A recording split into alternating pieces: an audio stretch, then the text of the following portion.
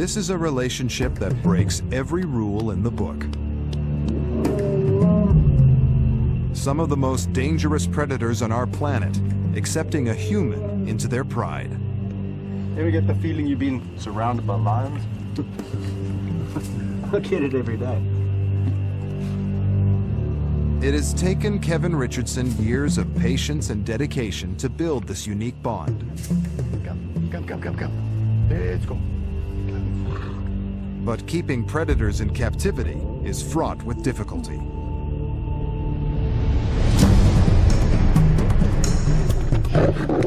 An angry lion needs help.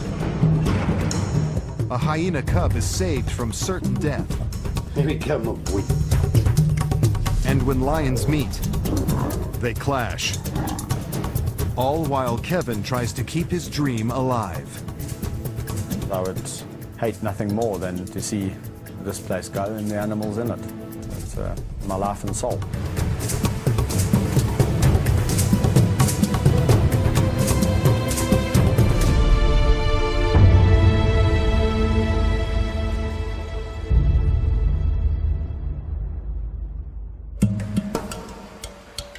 On the banks of the Crocodile River lies Kevin Richardson's 700-hectare private predator sanctuary. Home to lions, hyenas, and leopards. Known as the Kingdom of the White Lion, the park was established in 2005 for the making of a feature film. Now the movie is finished, there's no reason for the kingdom to exist. Unless Kevin can find another method to make it pay its way, the park and the animals will be sold.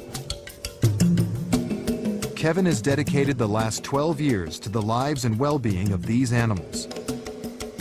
With their close bond, many are like his best friends. For him, turning his back on them is not an option. With a park that's running at capacity, it's vital that the animals share enclosures. But there is one lion that throws a wrench in the works. The star of the feature film, Thor, seems to have the usual trademarks associated with a movie star. Cravings for attention, the constant desire to look the part, and the diva-like tantrums. Well, Thor is a very temperamental lion. In fact, sometimes even I find it a little bit tricky to read his mood. He can be the happiest, most friendly lion, and then like that, he can also be a lion that will want to attack you over a rock that he wants to take possession over. Now, all lions, as we know, love their food. However, Thor wants to kill you even before you've given him the food. So Thor can be quite a tricky cat. There's a tragic sting to his tale. Lions are the only truly social cats, but after 2 years working on the movie, there was never a suitable cat that Thor could live with. Kevin worries for Thor's happiness and spends much of his time stepping in as a feline friend. So one of the few lions that actually really enjoys me to stick my finger right in his ear canal. I'm not bull dusting you when I tell you my finger's almost tickling his brain. When lions are in a group, they would groom each other and they lick each other's ears. So kind of like I use this brush, they would use their tongues and in they go. Now Thor obviously is not with anyone, so I've got to spend extra time just loving and grooming and bonding, and that's why I brush him. To provide Thor with stimulation, Kevin takes him for walks in the wild bush area surrounding the lion enclosures. It's home to, among others, giraffes, wildebeest, and impala.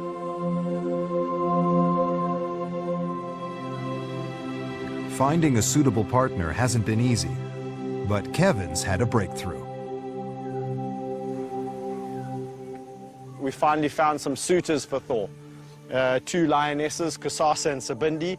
He doesn't know it yet, but in a couple of days' time, he's going to be introduced to the lovely, tawny females. Hey?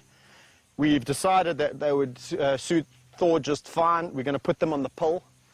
Because we really don't want to be breeding any more lions over here at the kingdom, eh? But you'll still get the company. It'll be nice. On the other side of the kingdom, in the hyena clan, there's trouble. Mother matriarch Gina has been fighting for dominance with her daughter Oslo. Their power struggle ended in murder as they cannibalized each other's cubs. There's just one survivor, and Kevin has had to take drastic action.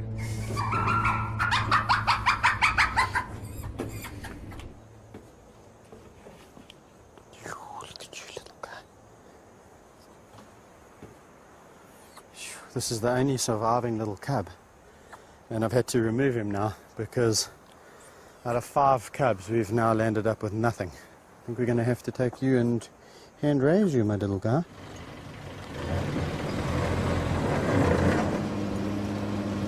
The responsibilities that come with taking a youngster away are tremendous because now you are basically becoming its mother. So you immediately start thinking about the future. Where is he going to go once we've raised him to a level where he doesn't need to stay with us 24/7?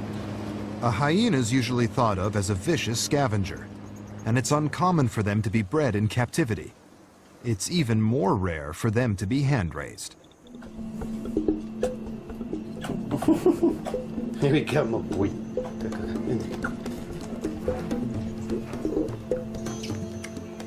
You don't want to stop for a burp then, boy? Hmm?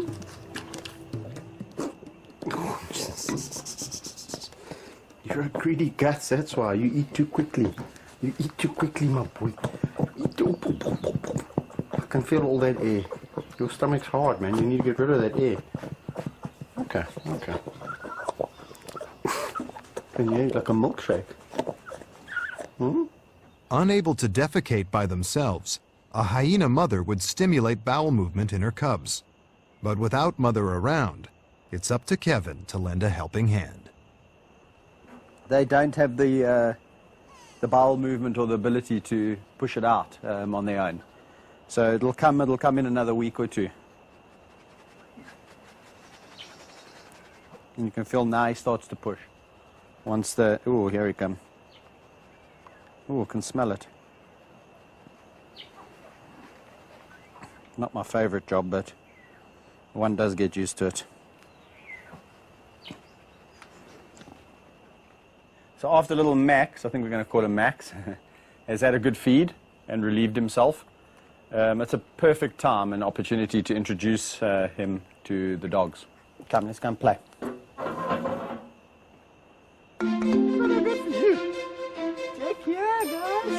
Cubs require constant socialization to prepare them for life back in the animal world.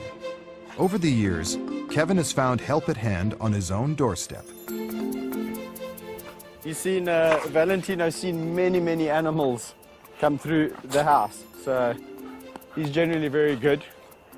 He's been... Valley, stop it today. Slowly, boy. That's how you call him back. Because that little high pitch is, that's something that we found over the years they respond to. They make those sounds. With an additional animal to occupy Kevin's time, there's another weight bearing on his shoulders. He needs $15,000 to $20,000 each month just to break even. And without the facilities to welcome the paying public, it's becoming impossible for the kingdom to survive. At the moment, our roads are not good enough, and our facility, the safety of the facility in terms of bringing kids around is not safe. It's not up to spec. So we'd have to spend a fair amount of money on that, and yeah, so it's kind of like a vicious circle. It's like we need to spend money to make money. Kevin is depending on some of the profits from the movie, which helped establish the kingdom, to enable it to have a chance at a sustainable future. The coming weeks will be crucial, as Kevin waits to discover if the film's release will be able to help prevent the closure of his park. The recent brutal battle between mother and daughter in the hyena enclosure resulted in the death of cubs. To restore peace, Kevin has decided to send the feuding daughter, Oslo, and her brother, Barung, to a new home. At the break of dawn, park veterinarian Claire Speedy prepares to dart them, ready for their move to a private zoo in Southeast Asia. I'll try and get her side on for you. I mean, so you can get her backside. Nice one. For Kevin and vet Claire, the priority now is to find Oslo.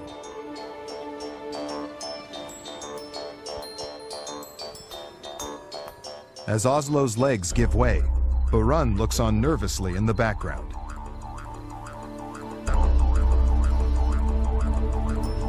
Just moments later, he too is stung by Claire's anesthetic dart.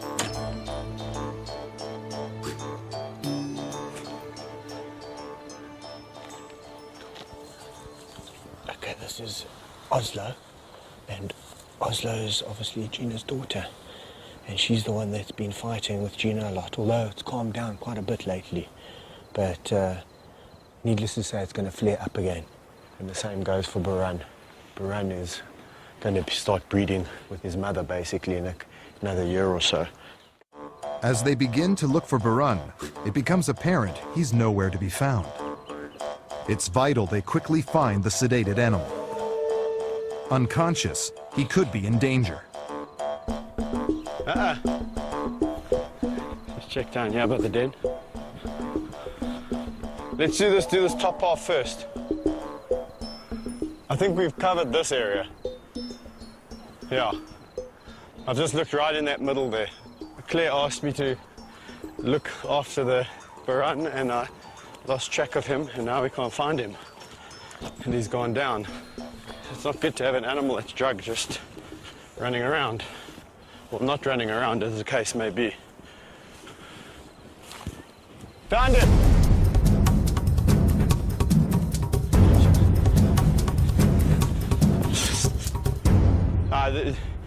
There's no ways he was here when I came last. There's no ways he was here. I came right past you.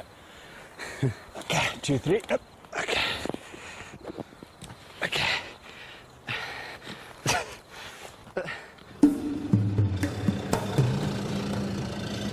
A few hours later, Oslo and Barun are on their way to the airport, the start of a long journey.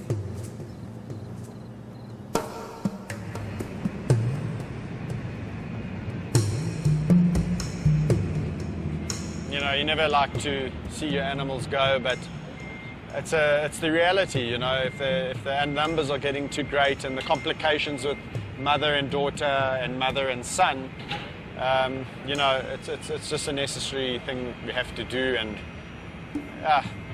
it does, you know, people say it gets easier. It doesn't.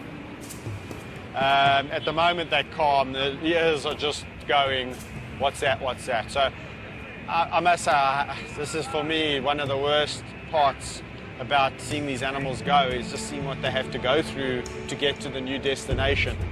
But they seem calm, which is the main thing. As Oslo and Barun leave for their new home, Kevin is eager to get back to the kingdom, to find out if peace has been restored in the Hyena clan.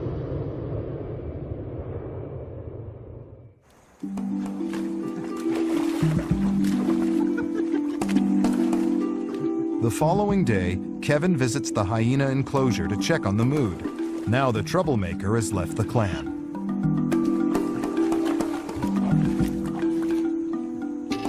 Are you peeing in the water, you terrible thing? It's disgusting. Out you get. Out you get. This clan has calmed down so significantly since Barun and Oslo have left to their new home. Almost overnight. It was like the old days. So there's definitely something there with Oslo, and especially Gina.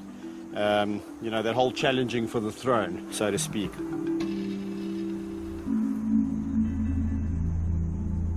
The kingdom's nursery acts as a shelter for any of its abandoned animals. It's currently home to 2 lion cubs and 5 hyenas.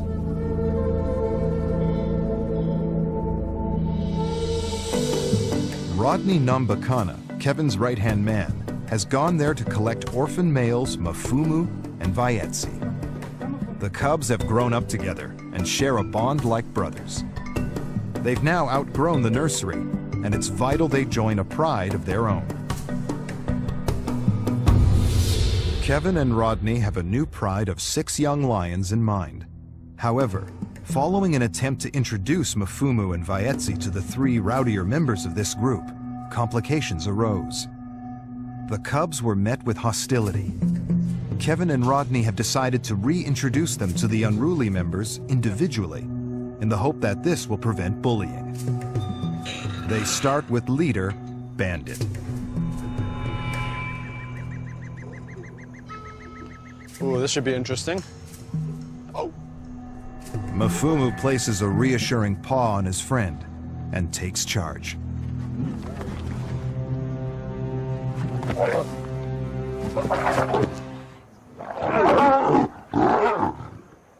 Be nice, Bandit. All get along nicely. Again, Mafumu dares to approach Bandit. Goes in to help, you see that? Slowly. Nicely, nicely. You see? No, no, no, no, no.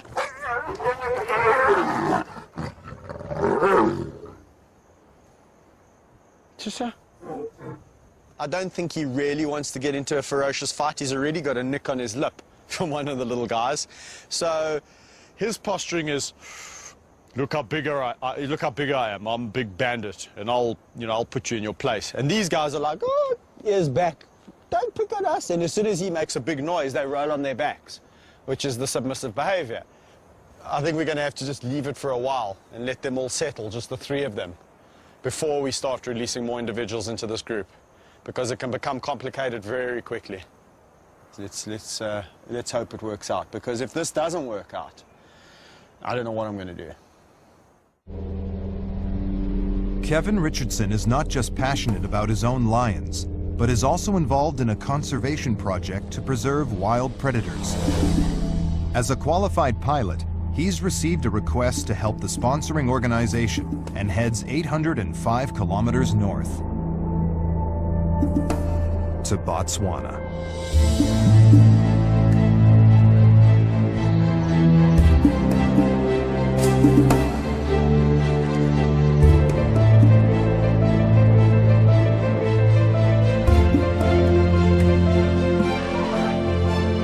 Deep in the Okavango Delta lies the research camp for the Botswana Predator Conservation Trust. Set up to study the interaction between all the species of large predators in northern Botswana, it's coordinated by Andrew Stein. These things are living creatures and they have a place in this world, and we need to understand what they do, where they go, so that we can conserve them and make sure that life continues. Andrew has had difficulty finding the main pride. They're hoping to locate them from the air.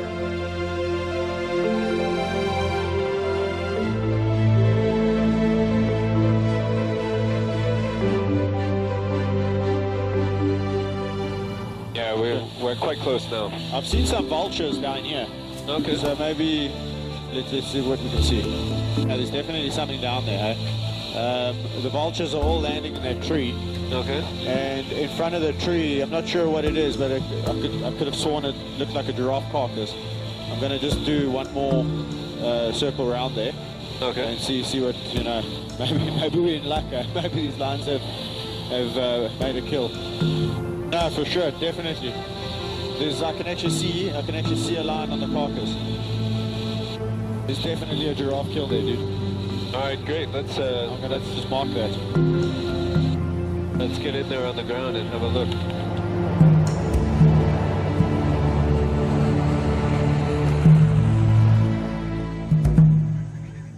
Armed with their radio equipment and coordinates of the kill, they head into the bush to find the pride.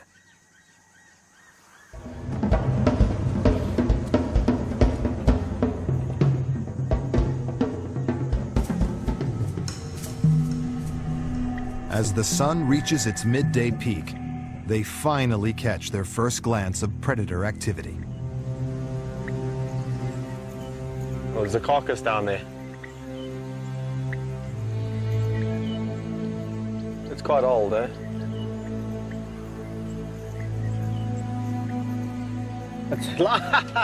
There he is. I can see him from here. Having tracked the male, they cautiously move in closer to try and catch sight of other pride members.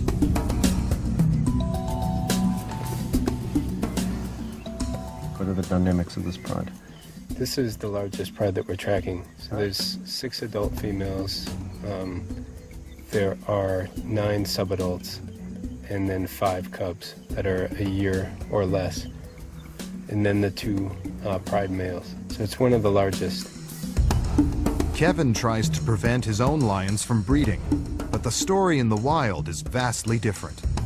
Numbers are plummeting, and it's estimated there's been an 80% drop in less than 30 years.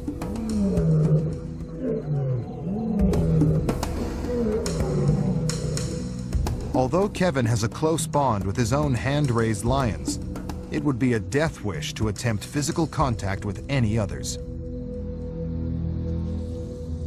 Thanks to Kevin's help, Andrew is able to rediscover his main pride and keep his conservation efforts on track.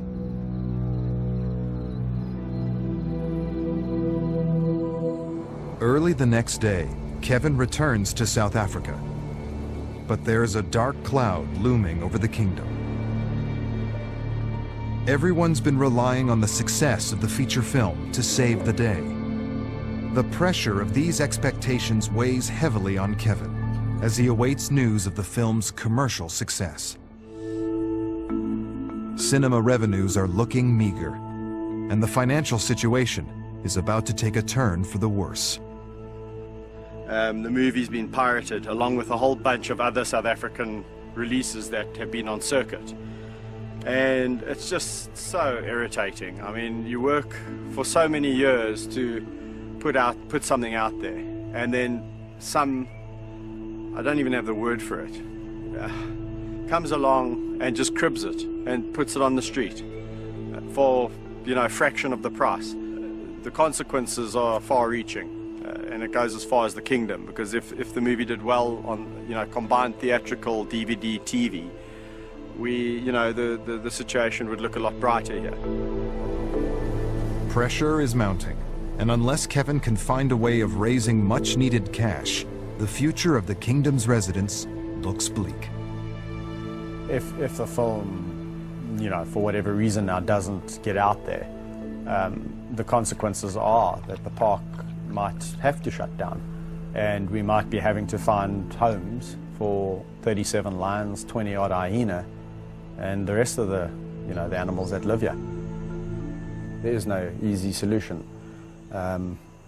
Lions will only be bought up where there's a demand, and at the moment I don't think there's much demand for lions. So quite frankly, I think unless somebody really came in here and bought them out, putting them down would be, a real option.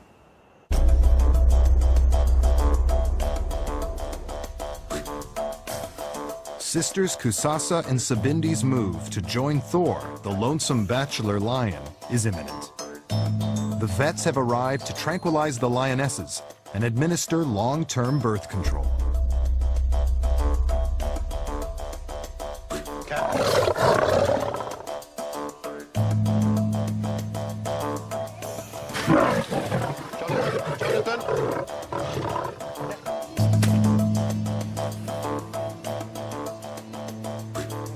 It doesn't take long for the drugs to take effect.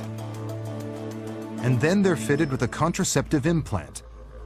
The device inserted behind their shoulder blades will ensure that they're unable to conceive for up to 3 years. The vets have another pressing procedure to carry out. Some of the lions have suffered from a mysterious outbreak of wart-like growths, which they're in the process of diagnosing. One of those affected is Kusasa.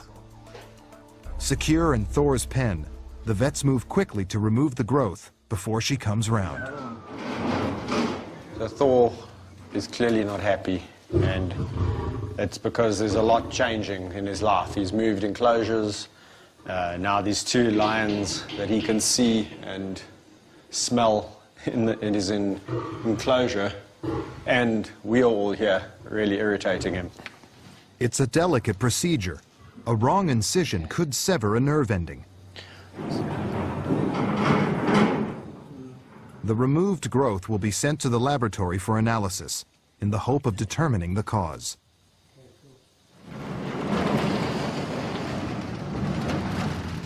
As the lionesses sleep off the drugs, Thor still seems disturbed by their presence. In less than 24 hours, they will be joining this angry cat. Meanwhile, Kevin and his wife Mandy think they've found a new plan to keep the park from closing. We've had a lot of inquiries into people just wanting to come out and help on the farm. So we thought, why not, you know? Let's get the volunteers through here. They can contribute in a positive way. And it can also help, you know, fund some of the things that we need to do here, you know. With a new baby in the family, Mandy in particular is looking at future ways for the park to support itself. It's not just about the income that international guys will pay to come through to us, it's about the working hands that we have on the farm. There are other things we are exploring to do with corporates and things like that at a later stage, but you know, every little bit counts towards running a big park like we have. At Thor's enclosure, the bachelor is about to meet the two lionesses for the first time. Kevin takes no risks before releasing Kusasa and Sabindi. Thor's still very aggressive. So I've had to bring the dart gun out and mix up some drugs for Thor, just in case I have to dart him to prevent him really tucking into these goals. So if it's getting out of hand and I feel that I might have to intervene, then this is what this is for. Fur is going to fly. I think people need to be aware of that. These are lions, they're not humans, and they have their own way and their own mechanisms of establishing hierarchy. One thing's for sure is Thor has to assert his dominance, and that's what he's going to do. Sure enough, Thor is living up to his temperamental reputation as he eyes up the new arrivals slowly coming round in his night pen.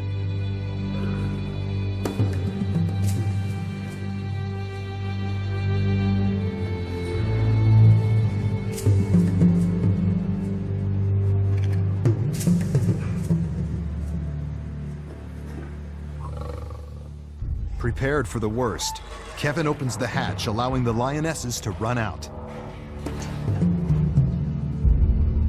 But true to his unpredictable ways, Thor seems indifferent to their presence. Despite Kevin's anxieties, the girls don't seem too concerned with their new roommate. As soon as food arrives, it's the perfect opportunity for Thor to show off his dominance. Yeah.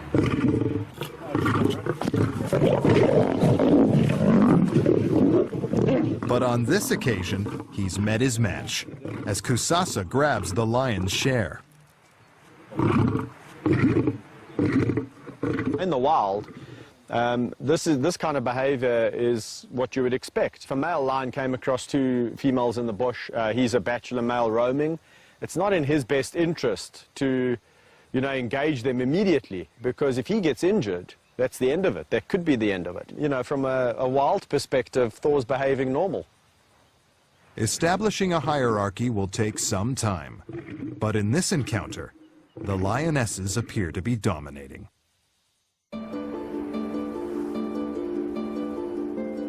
In another enclosure, Kevin faces a dilemma. Brothers Tao and Napoleon have spent their lives together. They're the oldest lions, and the first that Kevin hand-raised. At 12 years old, they're very much senior citizens, but can still keep their cubs in line and have a way with the ladies. But there's a problem with the mother of the group, dominant female Maddie Tao, who looks to be carrying cubs. With a lack of resources, more cubs could bankrupt the kingdom. She is quite a big eater, so she doesn't really watch her diet. But more than that, I've seen that the actual girth of her body is a lot wider. So I'm a little bit perplexed. I'm not quite sure whether she is carrying or whether she's just a little bit overweight. We have had it before with Maddie Tao, that just when we thought she wasn't pregnant, out popped some cubs.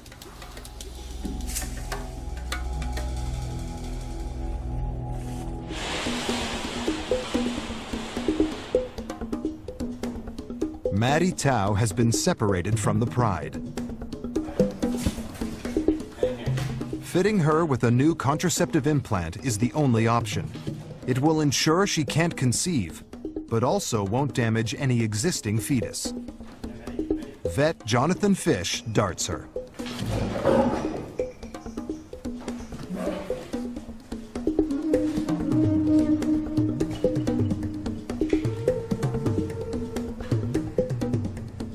She does look quite wide, her back, her girth. When the lions generally fall pregnant, they increase in size from here to here.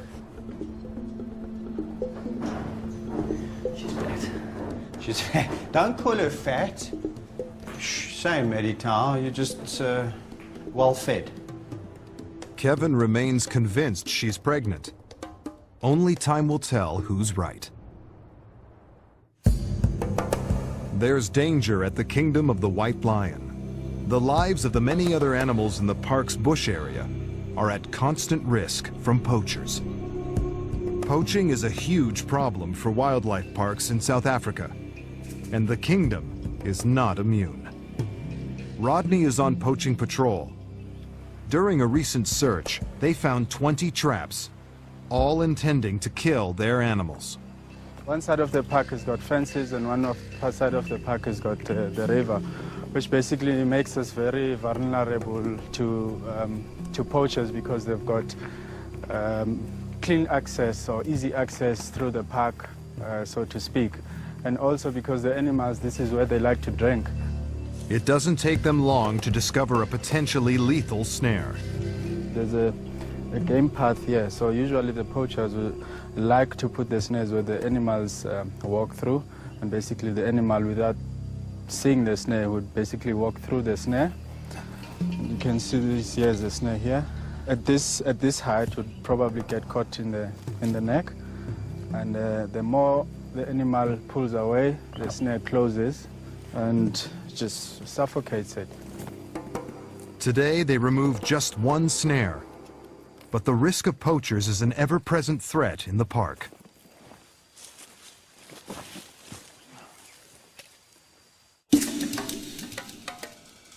Back in the teenage lion enclosure, there's an animal that appears to be out of place.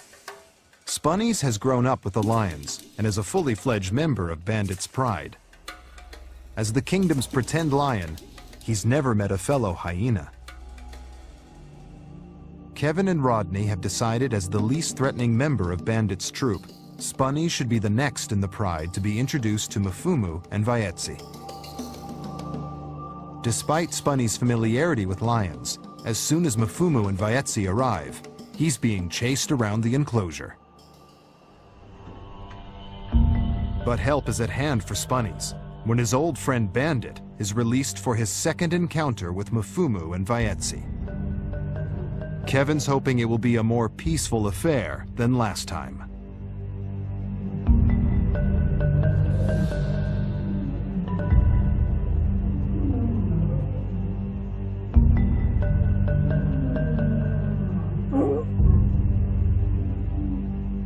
The group quickly settle down and form a truce. Kevin and Rodney now feel they can introduce Bandit's highly strung sister, Gabby.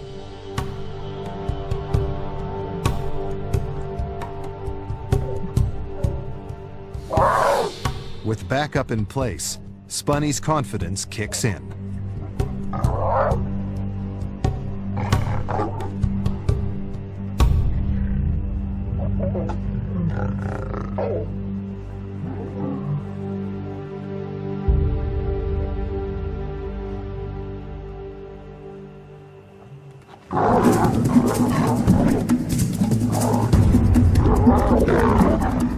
Enraged, Gabby riles Bandit, and both lay into Mfumu.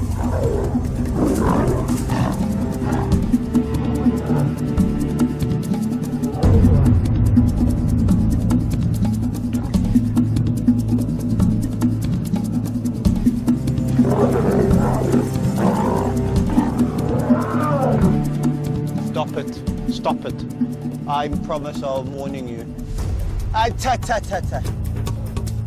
With tensions running high, Kevin has taken the controversial decision to intervene, to try and settle the fighting lions. Gabby.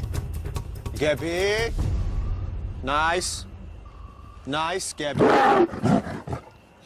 She's such a cow. With Gabby's vicious temper spurring on Bandit, Kevin and Rodney worry for Mfumu and Vayetsi's safety. It's vital for the cubs' survival that they come up with a plan B.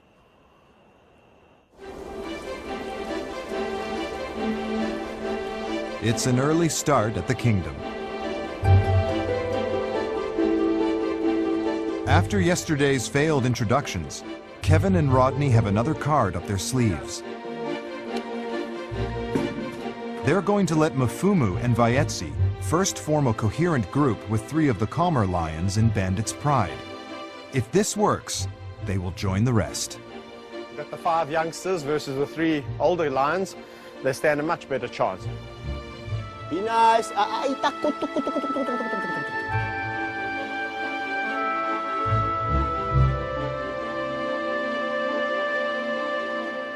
As time goes by, the tension's easing, it's getting easier and easier.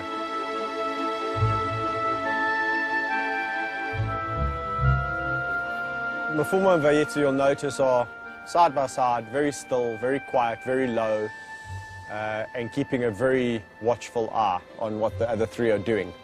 It's a good sign from them. It's been a successful morning for Mfumu and Vayetsi.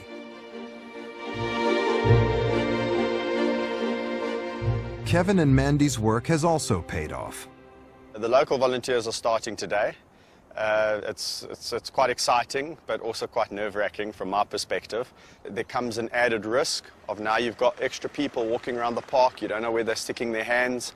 Got big predators in there that can kill you. So there's always that in the back of my mind. You know, I think 99% of it is pure logic, but you never know.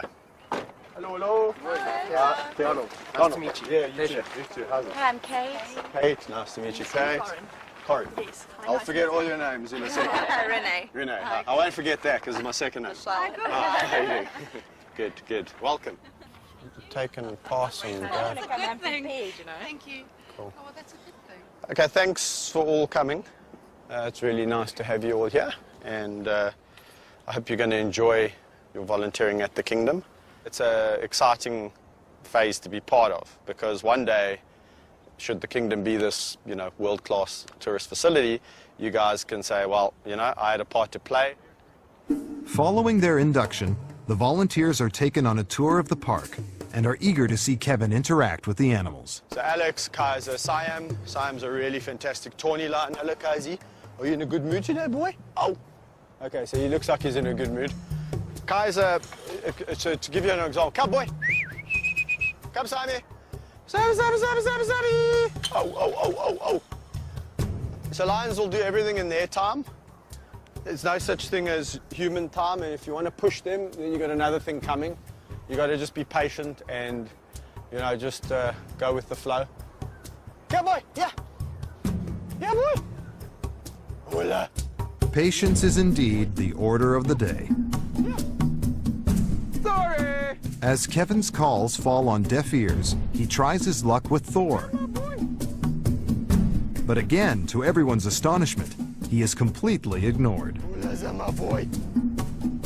a last resort, he steps in with Meg and Amy, who, true to form, give him a boisterous greeting. Free labor from local volunteers like these is invaluable. But if the park's going to survive, then Kevin and Mandy will have to come up with more radical plans. Following Lioness Maddie Tao's procedure to have a contraceptive fitted, it's been a waiting game to discover if she is pregnant, or, as the vet thought, overweight. So Maddie Tao, it appears that she's a little bit overweight, and she's not actually pregnant. Again, gestation-wise, it's been over 120 days, and there's no signs of cubs. So I think it's a little bit of a diet for Maddie Tao.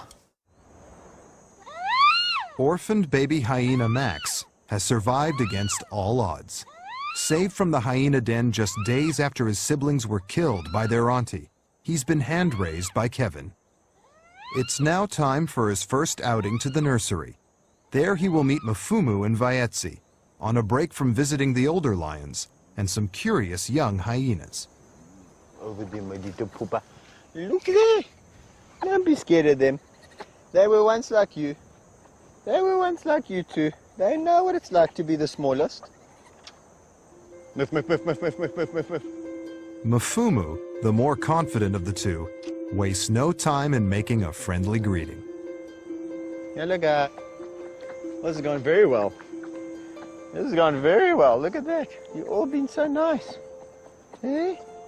You've been nice. You're such a nice group of animals. Got such beautiful natures. Yeah.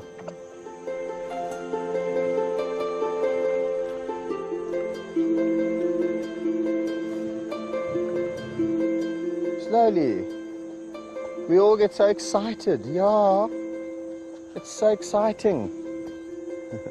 All Woody's trying to do is exert her dominance. She's the oldest female here. So at this stage, she's the most dominant. Max is a little male, and she's just saying to him, listen, I'm the boss here. So if you come to my group, my clan, which involves 2 lions, I'm still the boss. Just as the youngsters settle down, Mfumu decides to show his affections.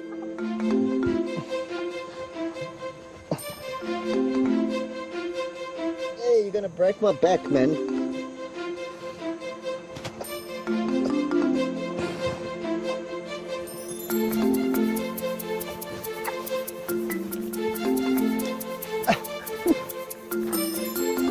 Okay, get off me, Mfumu.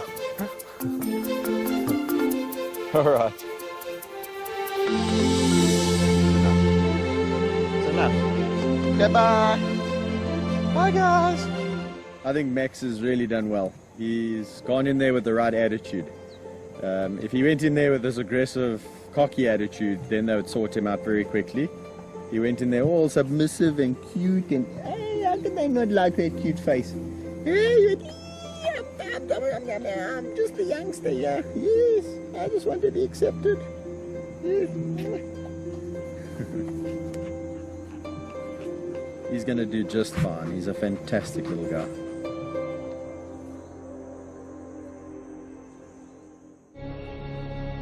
As life at the kingdom appears to settle down, there is about to be some tragic news.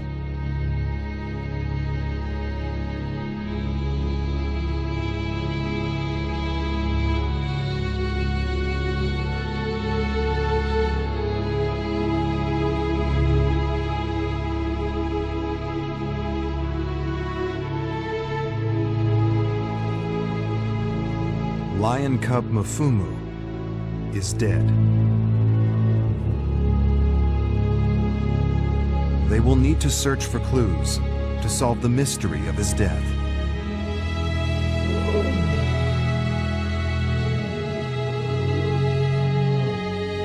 In the meantime, his best friend Vaetsi is left alone.